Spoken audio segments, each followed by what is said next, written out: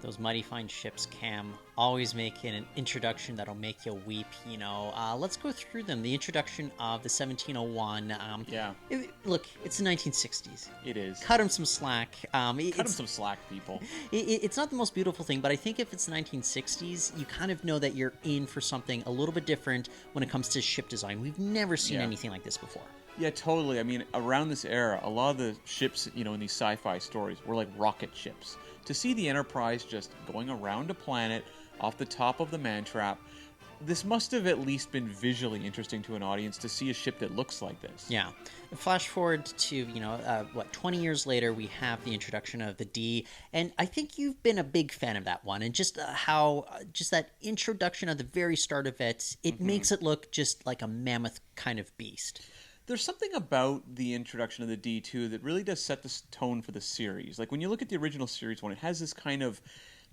Like, it has a kind of an adventurous spirit to it, whereas there's something more stately about the Enterprise D that really does establish the tone of TNG right off the bat, even though the show doesn't know the tone of TNG right off the bat. We had to wait a couple years. I mean, Deep Space Nine, you're a space station, but if we're talking about ships, the decloaking of the Defiant in the episode The Search...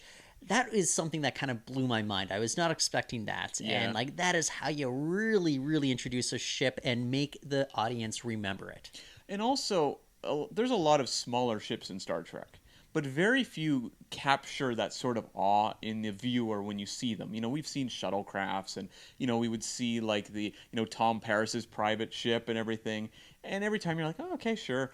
But when this one shows up, it feels momentous, and it feels like it has, like, weight for the viewer. And just the fact that it's so distinct looking, although it is still a distinctly Starfleet vessel, this one is really going to pop in your mind. It's very interesting, the line between, like, decent sci-fi ship design to, like, cool ship design. Like, one that just instantly is cool to look at.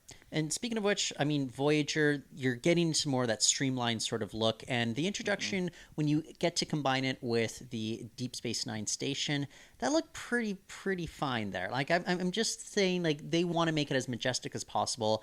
And that introduction really does work for me. Yeah, it's definitely an interesting design of a ship. And putting it next to DS9 doesn't hurt at all.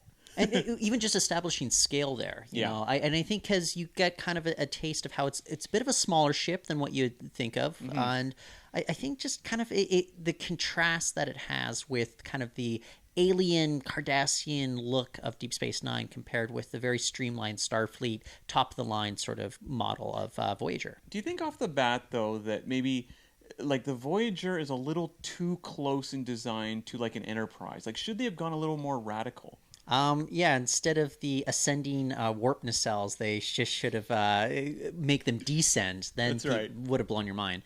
NX-01, that is such an ode to the motion picture, of course, but Kim, it makes you invested in both this captain as well as making the ship as beautiful as possible when you first see it. Yeah, totally. And to see the look of wonder and optimism and excitement on Archer and Trip's faces looking at that ship, that communicates right back to the viewer. It's this great feedback loop where you're just like, I'm feeling excited for a ship I've never seen before because those guys seem really excited about it. Yeah, but with Discovery, though, we've never had this before. They made us wait 3 episodes until we actually got to see the titular ship there. Yeah, the Shenzhou got a really interesting introduction in the first episode. Dust storm, yeah. But with this, I mean, we had it pop in the middle of that kind of weird, sort of electric alien attack that was going on. And it got the hero shot, though, and I think that was the key.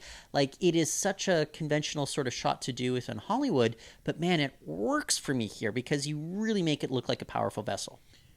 Yeah, but to me the problem with the Discovery one is the CG doesn't look that great. That was my other comment there. Yeah. But it's so weird because we look at our Blu-ray releases, CG actually looks far better, though. I just wish look better. Yeah, I just wish at the time that they had released it. We were watching it via broadcast, but I don't know. Look.